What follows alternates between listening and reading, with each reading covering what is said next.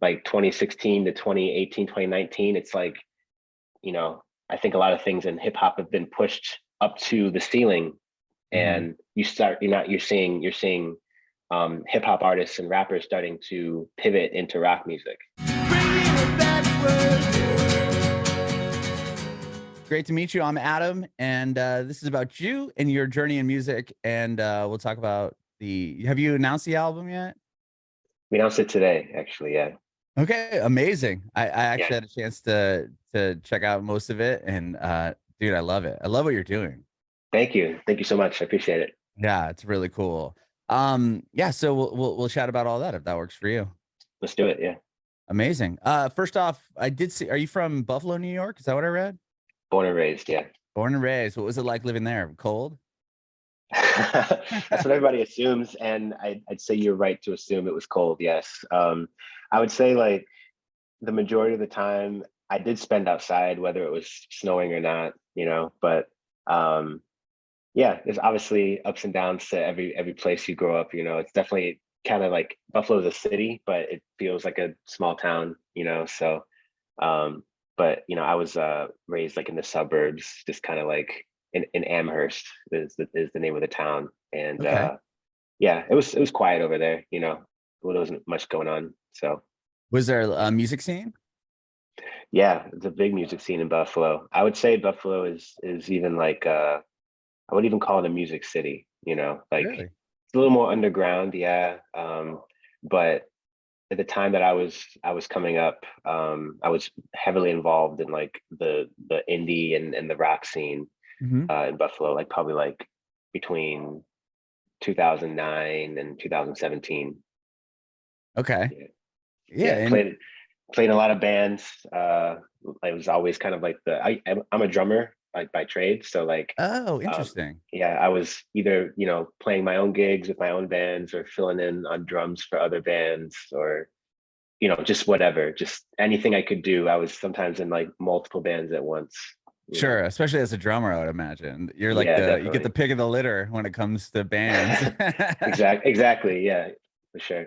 That's cool. So you started off on drums? Is that the first instrument you learned? Yeah, I picked those up around 12 years old. I grew up in the church. Me and my siblings are all raised in the church. Oh, My cool. dad my dad was the worship pastor at the church, so spent a lot of time at church playing Yeah. drums. I was gonna say you probably got to cut your teeth there in the church, right? I mean, you have a built-in audience. You get a lot of you're playing on a weekly basis. Were you in the worship band? Yeah, yeah. I'd say I think I started playing like Sunday mornings in my like late teens. Okay. But before then, I was involved in like the youth programs and stuff like that. Were you like Um, in the choir or chorus or anything? I mean, you have a killer voice. I was curious. Thanks. Yeah, I was very self-conscious about my voice growing up. My Interesting. dad was the singer at the church, and he was, I always thought he was so good, and I used to sing together a little bit, and then he's like, "Oh, you have a great voice too," and he kind of pushed me a little bit to like sing more, and I was like, "No, I don't really want to." Yeah. Um, so it wasn't until much later in life that I started like when I started this project that I started actually like singing without feeling weird about it. Interesting. Wow. Yeah, Yeah. because your voice is awesome. I figured that you had to be in like the church, choir or chorus for a while, even prior to playing drums for them. Yeah, thank you. My mom was actually the youth choir director. So they had me, singing solos and stuff, and I was like, I hate this. Like, this is so embarrassing. But I grew out of that at some point. Sure. So it sounds like both your parents are fairly musical. Uh, Yeah, so you do come from a musical household. definitely. Yeah. And when it came to drums, what drew you to the drums? Did you just have an interest in them? I know a lot of kids are just want to bang on shit, but I didn't know if that was something that kind of what drew you to the drums. You remember? Yeah. I think I was probably like 4 or 5 when I wanted to play the drums. There was the drummer at our church actually like gave me an old snare drum that I used to play with. I think I ended up dropping it down the stairs or something. I didn't really know what I was doing, but I would say like as I started getting more into my my early tweens, I guess, Uh-huh. drums were more of a focus. I think Mhm. I even remember like showing up to um like a church thing, and they were trying out for the youth band, and I'm like, I think I can play the drums, and I just like sat down. We played a couple songs, and I'd never actually like played a kit before, and it was just sort of like I've heard these songs so many times growing up that when I actually sat down, it just kind of came naturally. So Wow, because it's a drums very aren't like easy. I mean, people think, "Oh, all you gotta no, do is beat them," but I have a 7-year-old who he's been playing for, like, a year now, and I mean, he could play beats and stuff, but it's like, it's not easy. I mean, to have timing and play with the kick and everything yeah, else, I mean, it's yeah. not a and to have the endurance to keep, you know, I up for think a I half was hour. I was kind of fortunate to have that part come naturally, like the rhythm. Mhm. I think my approach to songwriting in general is that everything is the drums. Oh, interesting. When I mix my records, when I'm even like writing my own songs, it's like everything, it's like the guitars, the bass, everything is kind of playing off the drums. Um, some of my first projects, I was like sitting at the drums, playing them, and just like I would have melodies in my head, and I would just kind of like play drums to the melodies in my head, and then I would like go push record on my computer and like record the drums, and then like do the bass, and then sing the melody, and then like use the guitar to fill in the cracks. Oh, interesting, It's a yeah. really kind of backwards way of doing stuff. And I don't really do it like that as much now. I usually write songs on the guitar or just off of a melody or something. But Mhm. when I first started, it's like I was the most comfortable on the drums. Yeah. Um, and so I felt like it was efficient of me to do it that way. Yeah, that's I mean, a really creative way of doing it, and obviously then you know that the kind of the driving force of the song is gonna be good, right? I mean, Exactly. Yeah, it's not just like doo-ch, doo-ch, doo-ch, like, you actually can kind of write around the beat that you have already created in your head. definitely. Yeah. When it comes to, like, actually with this new project that you're doing with Mags, are you playing everything on the record, and then do you hire, like, a band to do it? That's exactly what I do. Yeah. Yeah. Wow. I've been doing that since the beginning. I started doing that actually because, like I mentioned, I played in a bunch of bands in Buffalo, and I was always kind of like like just like a person in another person's project sometimes. It's like Mhm. these guys already have an established thing. I'm kind of coming into it, or like we're all trying to work towards like a collective thing, but sometimes priorities change or life gets in the way, and like somebody can't, sometimes it's even me. Like sometimes I can't be the full my full capacity for the band, so things kind of fizzle out. Uh-huh. Um, and that happened. I think the last time it happened was like 2013. I was in a band and it kind of fell apart. And I just decided, like, you know what? No one is going to take this as seriously as I take myself. So, like, let me just try it. I can play everything and I think I can sing. So, let me just give it a shot. Mm. And the rest is history. I've always just made, like, written and recorded my own music. Um, I was doing it even before I started M.A.G.S.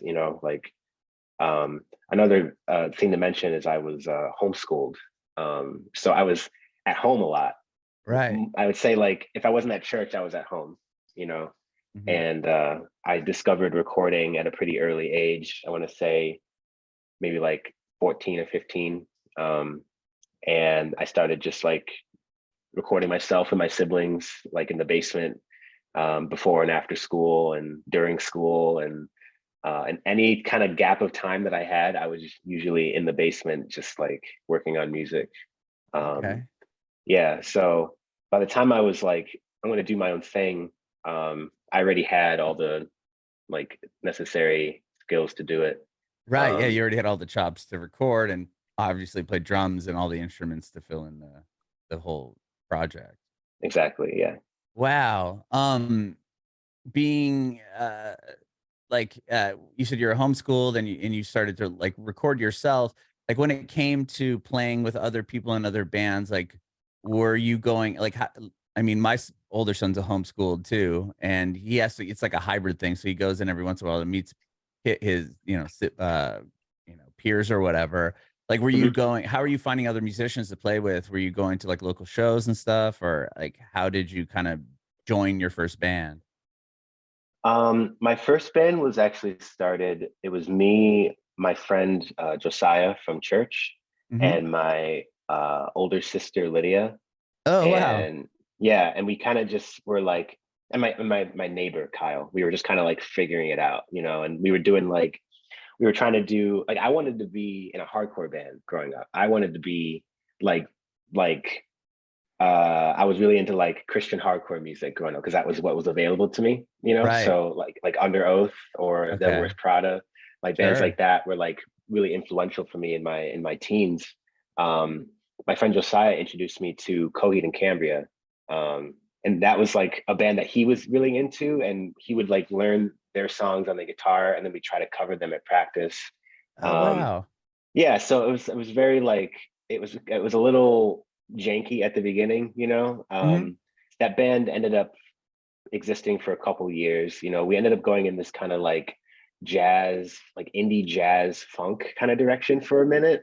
Okay. I still wanted to play punk music, so it was like jazz punk almost, you know. Yeah. But it was really unique, we'll say. Hmm. And I would say that it definitely informed like some of my choices in the way that I write my songs or like the chords I use even like I learned a lot of guitar from watching Josiah play, you Oh know. okay. So Yeah. like I think a lot of because I was just playing drums at that point and I was interested in guitar. So the people that I was finding, you know, also I went to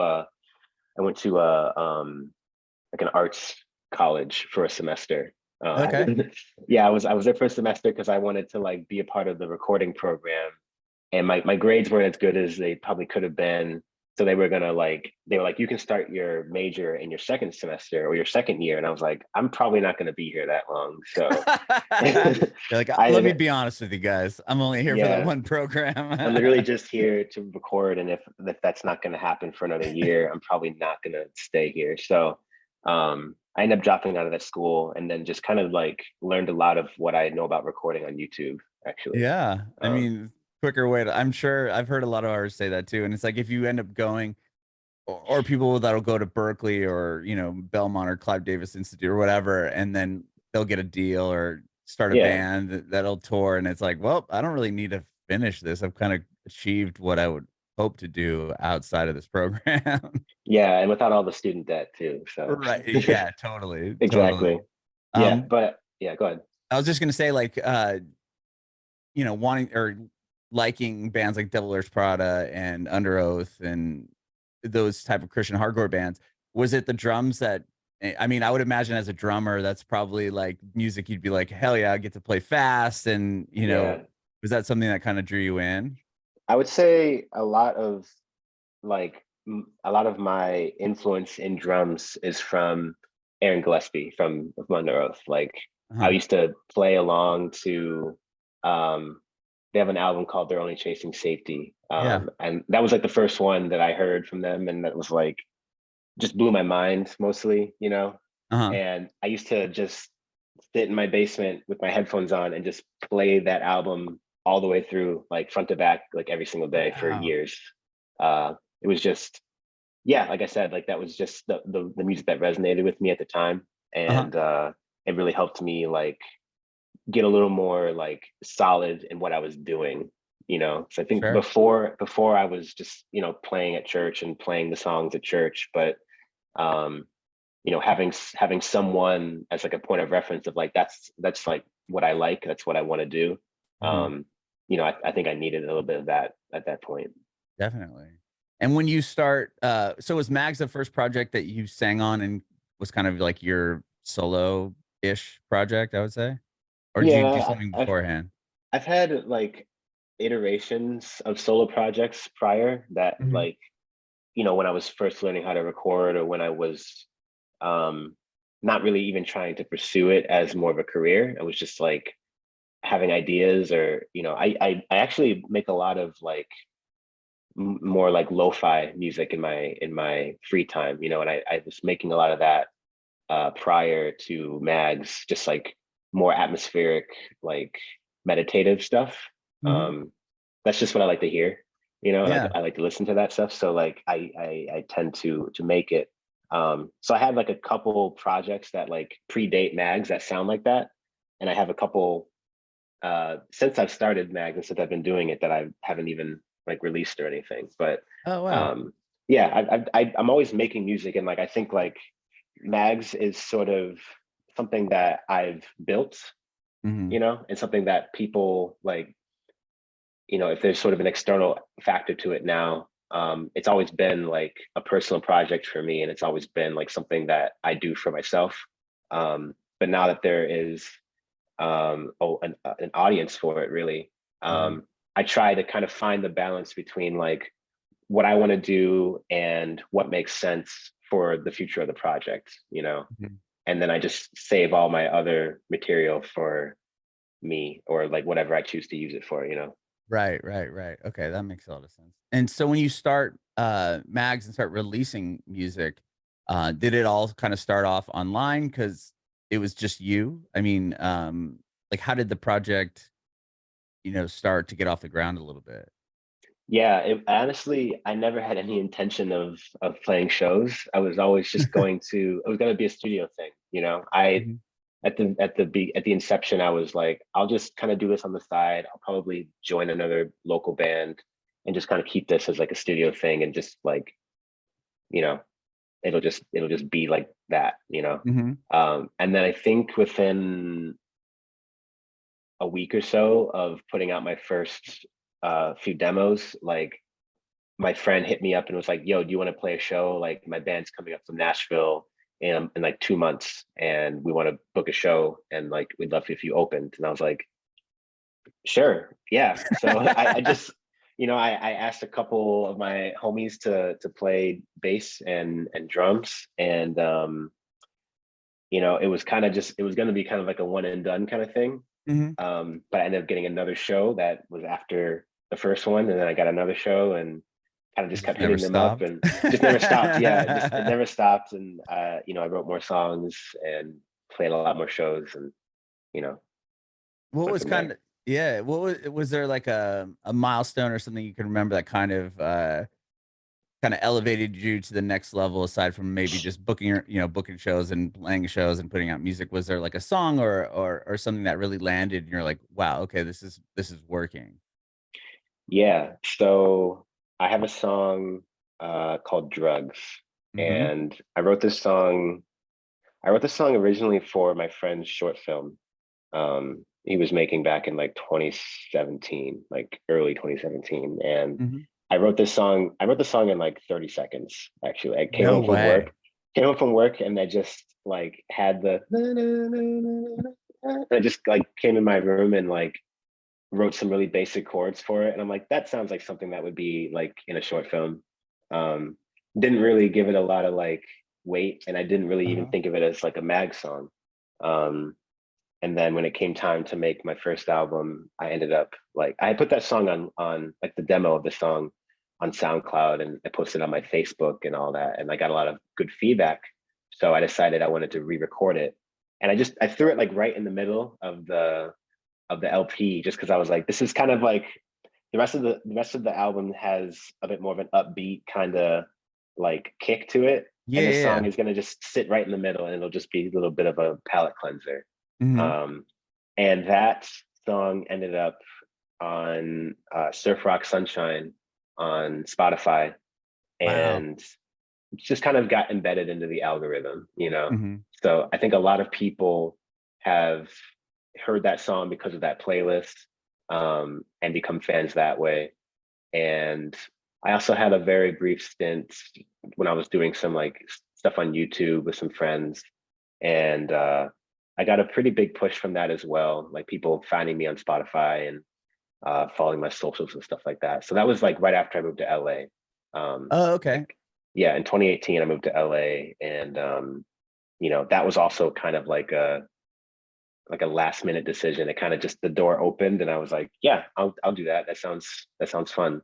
Y Um, Yeah. Yeah. So was the success of, I mean, Drugs has almost 23 million plays on Spotify. It's wild. But like that happening in 2017, did that lead to the opportunity to move to LA? Or like how did you decide to move to LA? Was it like, okay, that I want to really pursue this music thing? Like, let's go to I mean, you could have went to New York too, obviously, or Nashville, but you go to Yeah. LA. Well, yes and no. It was I knew I wasn't gonna be able to stay in Buffalo and do what I wanted to do. Mhm. Um, I had just gotten out of like a pretty long-term relationship, and like I just felt very like, all right, well, I don't even know what's here for me, you know. Mhm. I'm gonna have to just kind of find a new life to live, almost, you know what I mean? But within the Right. context of like a place like, you know, like your hometown, it's like you're always seeing people. It's always like, you know, you just sometimes you need a Yeah. fresh start, you know. So Yeah, my friend, totally. Yeah, start something completely new. exactly, yeah. But my friend who I made the friend who was making the short film, Mhm. um, he was a YouTuber and he got an opportunity to move to LA, and he asked me to like come with him and be a part of his like creative team. So Oh, wow. that was kind of where the opportunity came from to move out there. That didn't end up like lasting very long. Um, you know, and I thought about going home to Buffalo, but I was like, you know what, like, let me just see if I can make this work and like just stay out here for a while and see what happens. Mhm. Um, you know, so it was like really weird for a while. I did some like catering jobs, and then I tried to just kind of keep myself afloat. And you know, things have been kind of picking up since then. You know, like obviously we all went through the pandemic, and like during that time, I made my second album, and I you know, started making visuals. I started putting out a little bit more um, music at that time, and it definitely picked up right around there, like end of 2020. Okay. Um, yeah, I was gonna ask you, did you end up staying in LA for the pandemic? I did, yeah. That was like, I don't know if it was a mistake or if it was good or what. It ended up you know, it ended up birthing a lot of creativity, being inside, and like, you know, there's a lot of pain, and there's a lot of like, you know, bad shit happening in the world at that time, and it was a really confusing time. Mhm. And I ended up putting a lot of that like feeling of like I'm not in control of anything that's happening. Right. I can't do anything. I have to just ride this out. I ended up putting a lot of that into my art. Um, and so that was kind of my way of coping with it. I don't know if like not being in LA would have made that any better or worse, you know. Mhm. I don't regret staying there. I think things played out the way that they were supposed to. Sure. But it was definitely a weird time to be there for sure. Yeah, away from your family, I would imagine, and everything Yeah, else. yeah, Yeah. definitely. You said I just thought of this now, but you said your sister was kind of in your first project. Does she Mhm. do music still, or and what did she do in the band? You know, it's funny. So I've got three other siblings. I have an older sister, Lydia, my younger sister, Mariah, and my youngest brother, Christian. My older sister, we used to have a band together actually at one point. Oh, no Like when we way. were, That's awesome. yeah, when we were kids, we started our first band together. And I played drums, Lydia played guitar, Mariah was the singer, and she played piano as well. And my brother Christian played bass. So um, we play at church, we play at other people's churches. It was a lot of That's just like awesome. playing at church, you know what I mean? Yeah. We did that for a little bit. But the only people who still like really do music in my family now are myself and then my younger sister, Mariah. She's an artist as well. And she's actually she put out a song today too. We Oh, worked on it really? together. Yeah, she's just starting to release some new music after she had a baby a few years ago. Oh, So wow. I want to look it up. What's her name? her name is Renee the Entertainer. Nay the Entertainer. Yeah, she put out a song today called Heart, and I helped her out with it a little bit. Oh, cool. I'm gonna listen to it Cool. after this. I like it. Heart. Yeah. All right, I'll find it. Um, Cool, dude. Okay, so yeah, so you've obviously still kind of worked with them. I didn't know if they were able to take part in any of your projects either, or like record on any of your stuff. Yeah, I mean, my brother and I, like, whenever I go home, he is a really interesting guy because he decided at some point he was gonna like he does music, but he does it in his own kind of way. Like he got really into like playing acoustic guitar, and he plays like with his fingers and has like this whole kind of different style that he's developed. And like I remember showing him the first few guitar chords, I'm Mhm. like, here's like a major seven, here's like an open chord, like easy stuff. And then, a few months later, he's playing circles around me. And I'm like, oh, okay. So he just kind of he gets real focused on things. Sure. Um, but lately his focus has shifted into, he does like computer programming, but he's also like a carpenter and a leather worker. Oh wow. And he's like he's really into D&D.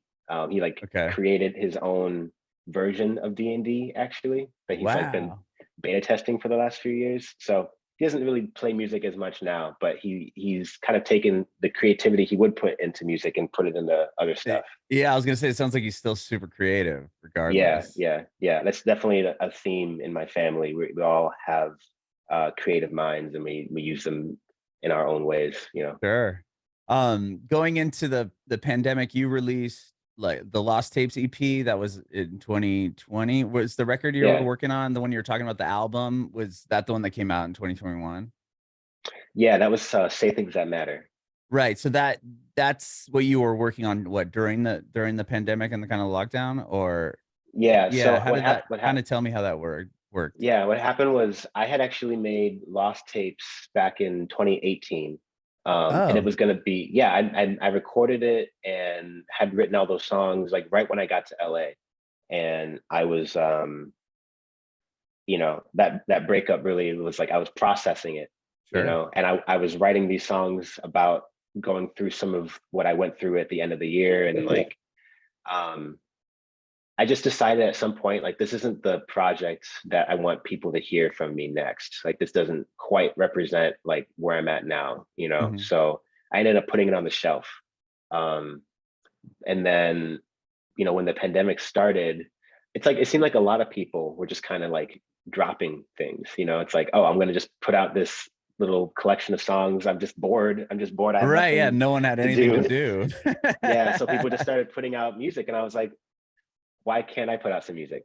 So I remembered I had this project sitting on the shelf, kind of dusted it off. I didn't even really finish it. It was like maybe 90% done. And I think all I did was just kind of clean up the mixes a little bit Mhm. and do like a really quick master. And I didn't really, it's like, it's pretty unfinished. It's pretty unrefined. It's like about as raw as it gets. But I put that out again just because it seemed like a good time to put it out.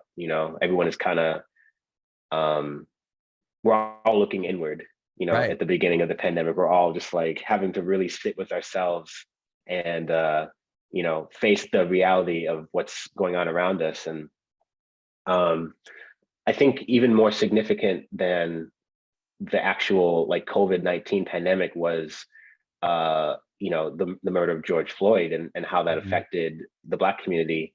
And I think also how it affected kind of like white people, because there was definitely this transition of like, oh, we need to give our Black counterparts, so to speak, like their flowers. You know what I mean? Like Right. we need to elevate these other creatives and these people who are influencing our culture. Sure. Um, No, and 100%. and I got a boost from that. People just being like, what are some Black indie artists? Like, period. And it's like, Okay. you should check out Mags, you Yeah. should you should check out Barty Strange, you should check out, there's only a few of people that are doing what I'm doing, Right. like Yeah. just a handful, so like when you're talking about, Black indie music, it's like, um, in the past we've had like Block Party, and that was like, we Yeah. had that, and that was like, okay, well, at least we got Block Party, so Right.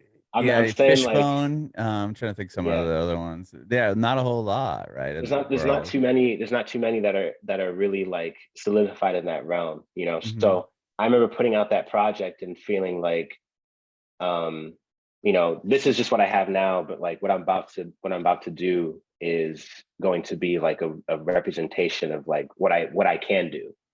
You know, I think Say Things was like, um, you know, I had a mindset before of like, I'm only going to record what I can pull off live with like a 3-piece band, you know? Oh, And then when okay. I did what that was like my approach with the LP and with every project I did before that, and even with Lost Tapes. And then with Say Things, I was like, here's like the very top of like what I can do, like instrumentally and like songwriting and just all of it. Like this is everything. Um, You so I didn't feel take like like the live element into consideration as much in this one. no, I was like, I'm gonna just have to figure it out, you know, like I don't know when we're gonna get back to playing shows because Hmm. things are very bleak right now. Sure. So I just was like, let me just make the most like dense album that I can, you know, and I think I achieved that. I think it was a very like, I think it came out like being very like different from what I'd done before, Hmm. but still sounding like me, you know. Yeah, I really like that album a lot. I think it's an incredible record. I've been playing Smile quite a bit. I really like that Right on, song. right on, Yeah. cool. But yeah, that's a really, really great record. And I love what you're doing now. I mean, Elephant, that's such a cool song. And even, Thank you. Sins and Destroyer, I think it's the one that you released most recently, or did that come out today? Today, it came Oh, it out did come today, out today. Yeah, I yeah. had a chance to hear it a couple weeks ago. That's why I was trying to figure out timeline Yeah, wise. yeah, absolutely. Um, yeah, well, so when do you start working on this new project? Is this fairly recent? I started working on Destroyer, I would say like early 2021. Okay. Yeah, it was like there's not usually a lot of like downtime between when I'm writing. So like I was Yeah. already having ideas for the next project as I was finishing the last one. Uh-huh.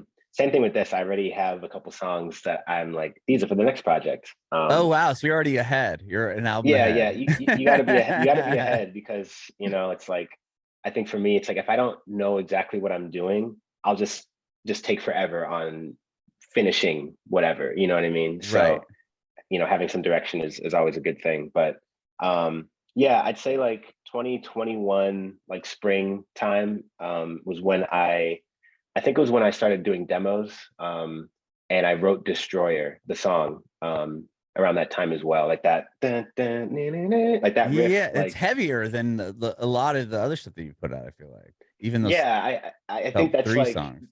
that makes me excited. Like, I think the heavy music it's never been a better time to be doing heavy music. You know, Yeah. and you know, it's funny because I would say that like I started writing this album a little bit before that Turnstile album came out. Because I remember when that album came out and hearing it and just being like, oh, like things are about to change, you Yeah. know, like this is about to open the floodgates, you know what I mean?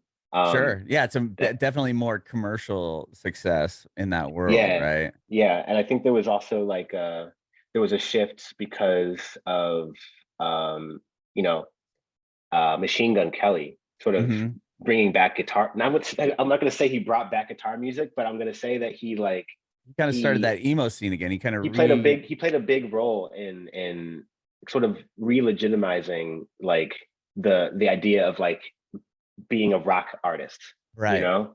And that's maybe that's high praise, but I also think Travis Barker has a lot to do with that. You know, Of just sure. I mean, anything going that guy through and touches is like the next yeah, pop punk or like yeah, rad emo thing. yeah, he had a big I feel like he had a big part in like you know raising a few artists that had become like um you know staples in rock music now, you know what I mean, Hmm. at least modern rock music. And I felt like you know if I want to do a heavy project, like I can do it, you know. I can do it because there's no one telling me not to, first of all. And you know people's ears right now are trained for guitars, you know. I think we kind of hit a wall with like some of the some of the pop music that was you know running the like 2016 to 2018, 2019, it's like, you know, I think a lot of things in hip hop have been pushed up to the ceiling, and you're seeing hip hop artists and rappers starting to pivot into rock music, you know, Right. and I've noticed that a you know, lot you're lately. seeing that a lot. And so I feel like, well, I've been doing this, I've been doing this my whole life, you know. Yeah. So if anyone's gonna do it, it's gonna be me, you know. And Yeah. so I think the heavier sounds and like you know, introducing some of my early influences into what people, I guess, are familiar with from me. Mhm. Um, like I said, I think the timing is perfect, and I'm really excited how this project turned out. I would say these are some of my favorite songs I've ever written, and you know, it leaves me a lot of space to like, you know, sort of evolve the sound a bit more, you know. Like I feel like I might do another album that is similar to this but incorporates other elements, you know, as I start to pick up more things as time goes on. Like that's usually what happens, is I'll like find music that like influences me so deeply that like it makes its way into, you know, my taste in terms of what I'd like to do with my music. Yeah. When it comes to this batch of songs and this album coming out, did you approach it similar to the previous album where you weren't really looking to appease as far as like a live set? Was it like I'm just gonna do the like you know what I mean? Like you kind of said on the previous album that you went into it not thinking about, okay, is this gonna work live, right? You just did Mhm. what you're gonna do. Did you stay in that same mindset on this next group of songs or no? I did the exact opposite. Oh, I did the really? exact opposite. Yeah, because I went on a tour in 2021. It was like my first ever tour. And you know, I had hired my band, and like somehow we all just like we didn't know each other. Like we were all kind of just, you know, meeting for the first time before we started this tour, and we just sort of gelled on Mhm, stage in a way that I had never really experienced before. Um, and we were able to like take the songs from the Say Things record and, you know, sort of elevate them for the live experience to where they sounded a lot heavier, you know. And a couple of my guys in the band, they have backgrounds in hardcore music and, you know, playing in a lot of hardcore bands. And um, so there's this kind of inherent like attitude to the way that the songs come across live mhm. that you know, a lot of people, when after the show, they would come up to me and say like, I listened to your record before the show and it was like nice, and I see the show and my faces got ripped off, you know. And I was like, that's an interesting takeaway, you know. It's like you're coming to the show expecting to be like, oh, it's going to be, you know, kind of boppy and fun, and then it's like it's fun but you're also moshing the whole time and headbanging the whole time. um so when I started doing this album, I was taking that into consideration of like, well, how can I make the live show even better?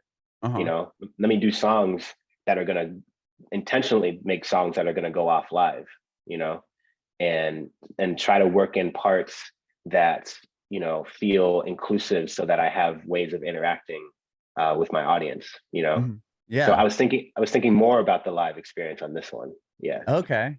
Yeah, because you had the opportunity to really play live. I mean, before that, it was, "Okay, we're all stuck inside, so I'm just gonna go and do this as if we're never gonna probably play a live set ever again." Yeah, absolutely. You kind of have to like take all of that away and just I think it was cool to do an album like that because um it got me out of my comfort zone.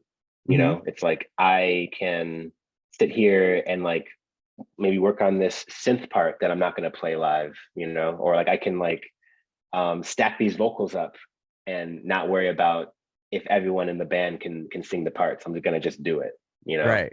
Yeah. Um, you know, and I guess I've always had a bit of like a rock and roll mentality where you know it's just like I'm not gonna use tracks. I'm not gonna, you know, do this. We're gonna just go up there and just do it, you know. Yeah, yeah. Um, so I think, you know, making that album and then having to be like, okay, now I think I have to use tracks to do the songs justice, you know.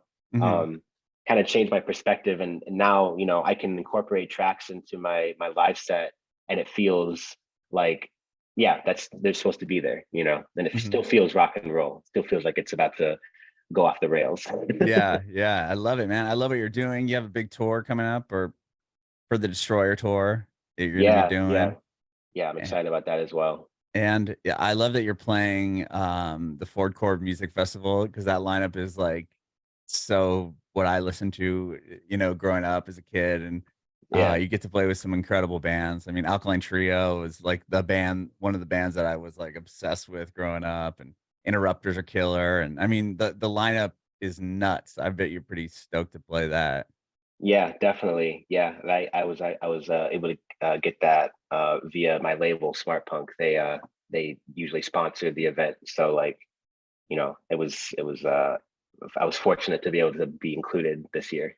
Yeah, that's awesome, man. Well, thank you so much, Elliot, for doing this, dude. I appreciate your time.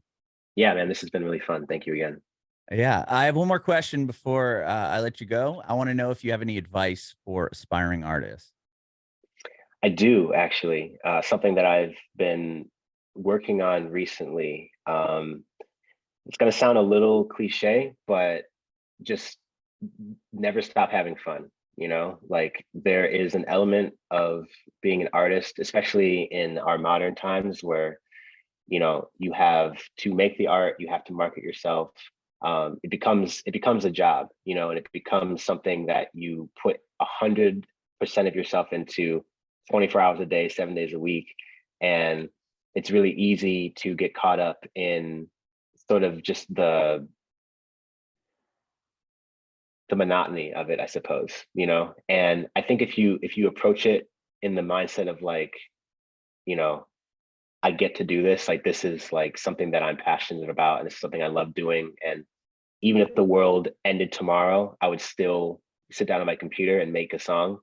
Like to me, that's an invaluable that is an invaluable attitude to have. You know, you take a mindset of like I have to do this because um I love to do it, you know, and not because you're trying to blow up or because you're trying to be something, you know, like that stuff comes as you pour yourself into your art and as people see the authenticity of what you're doing, they connect with it, you know. So Mhm.